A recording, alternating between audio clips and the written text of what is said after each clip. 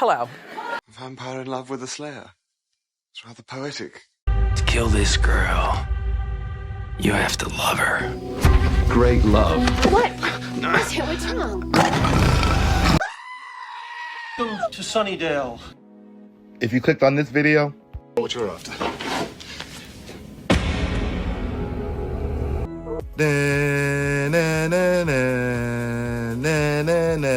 Boo! Buffy bot. Slayer's a robot. Did everybody else know the Slayer was a robot? Today, let's react together to your reactions. I've compiled all of the comments from our Team Spuffy versus Team Bengal discussions, and using a Spike versus Angel counter, we're going to put this debate to rest once and for all. Angel, no contest. I was definitely Team Angel when I was younger, but as I've grown, I've moved over and I'm on Team Spike. You need to grow up. Buffy and Spike forever, that true love, I will die on that hill. They are beautiful. So many comic are beautiful together as well. What? Bro, what are you talking about, man? I got kind of lost on the second part of the comment. We got so lost. But hey, it's the internet, no biggie. I'm Team Spike, so hopefully he wins, but y'all are deciding that once and for all today, so let's continue. Loser! Everyone overlooks the fact that Spike is hundreds of years old also. I guess you're right. Wait a minute. I'm assuming that means you're Team Angel. Angel 2, Spike 1. And if you haven't already, drop your team down below in the comments. I try to respond to all of them, except the stupid ones. You are so dumb. You are really dumb. What the hell? Angel, a 26-year-old looking man as a 240-year-old vampire, stalking a 15-year-old, dating a 16-year-old, and sleeping with a 17-year-old in a state where the age of consent is 18. My advice to fans, watch LNO SVU after any high school Bengal moment, and you'll realize Angel is an LNO SVU villain on Buffy the Vampire Slayer, Vampire or Not. Riley puts all the blame of his own issues onto Buffy while trying to hide behind a nice guy persona, while also calls her stupid and doesn't listen to her about having genuine issues and reasons for not wanting to date him. Spike, soulless from his introduction until the end of season 6. No matter how well he claims to know Buffy, claims to love her, challenged her, or supported her, or no matter if he does good from season 2 to season 6, at the end of the day, everything about him is all tied up in soullessness. The bathroom scene is his revelation at realizing all of this about himself. But even then, he is still soulless. His realization nor going through the trial don't make him trustworthy. It's only the last second of season 6 when he receives his soul that trustworthiness starts. Wow, that was a mouthful. I'm assuming you're team Buffy self-love, and that's your opinion. You're entitled to it. I said one side. I'm an American. So no point for anyone. Angel. You disgust me. Go on. Just kidding, but I really didn't expect Angel to pull as far ahead in the lead. Angel was her only true love. Both. Moreover, I think she loved Riley too. Everybody love everybody. I guess that means a point for everybody. Toxic. You sound wild. I'm so sick of your half-ass narrative. You saber-toothed, hammered-head bastard. I don't give a what you got to say to me. Try to stay on topic in the comments, people. Angel was her true love, but her relationship with Spike was the most complex and entertaining to watch. It was definitely way more interesting. Definitely always Spike. Fine. Take your dash. It's tough to say who Buffy's true love was or is, but who loved Buffy the most? I honestly feel like Buffy was her most authentic self with Spike. I love their growth as a relationship. Another one for Team Spike. Another one. Sarah Michelle Gellar is upfront with who Buffy's true love is. The network had to take another character and give that character the same attributes, a soul, to invent a rather lame love story. Well, you're clearly Team Angel. A bullshit? A bullshit? A bullshit. I love these long-ass comments when I'm not having to read them out loud. Okay, now you're doing the most. Calm down. I could never root for Angel, mostly because I find the age difference icky. Like, he was turned at the age of 26 or something, and then became infatuated with a 15-year-old and inserted himself in her life. I get that they were trying to say that she was supposed to be mature for her age because of the Slayer thing, but he should have never had sex with her when she was that age. She was a minor who had only just turned 17.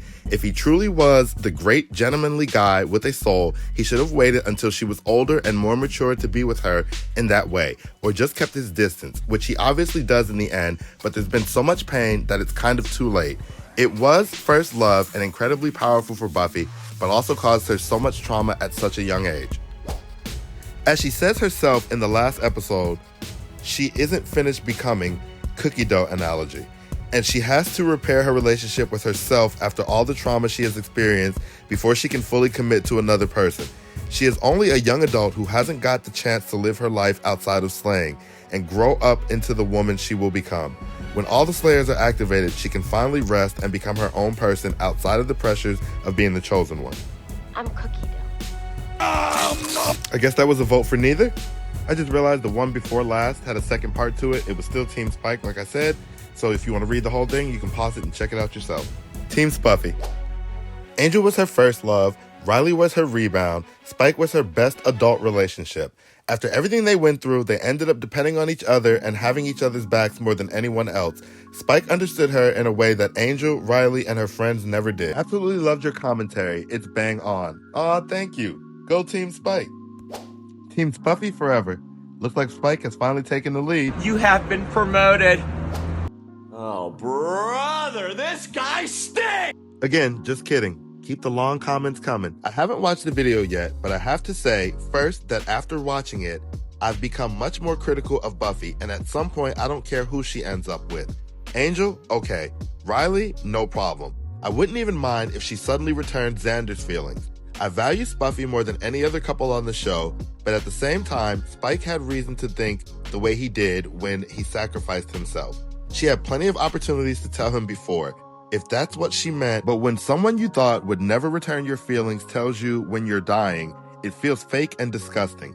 People often lie to other people who are ready to die to make it easier for themselves. And besides, if that's true, then Spike has a whole new world of possibilities. Not really, because he's dying. It was more humane of her to keep quiet. And if it's true, and if it's a lie. Of the couples that didn't exist on the show, and who I appreciate more than all the others, it's Faith. James has a chemistry with anyone. Faith just radiates fire around her. Together they would definitely flare up like a bonfire to the heavens. So I'm pretty sure you're Team Spike. I mean, correct me if I'm wrong in the comments. If you've made it this far, I think you should definitely hit the like and subscribe buttons. I'm just saying. A little off topic, but he's not wrong. Look, I'm on TV, y'all. Check it out. Everyone who writes that Spike didn't love Buffy, but was just obsessed and wanted only her body. Spike, who had been mistreated for years, who had endured pain, torture, and humiliation for the sake of unrequited love.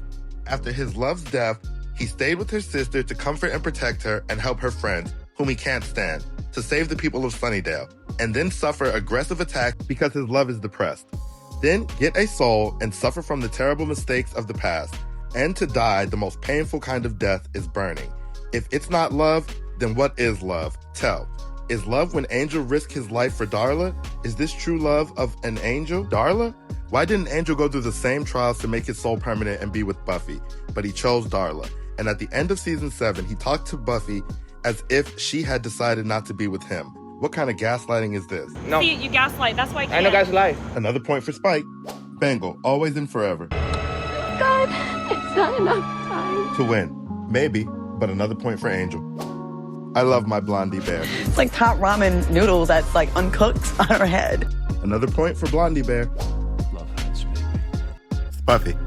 Spike's leading 12-8. Single Buffy. All the single ladies. Single, but of the guys, Spike was best. Another point for Spike. Joss Whedon never intended for Buffy to have a love interest, and that alone could have produced a more interesting story. We are alone. I actually thought we had more votes, but apparently this is it. You guys have spoken, and you've chosen Team Spuffy, 13-8.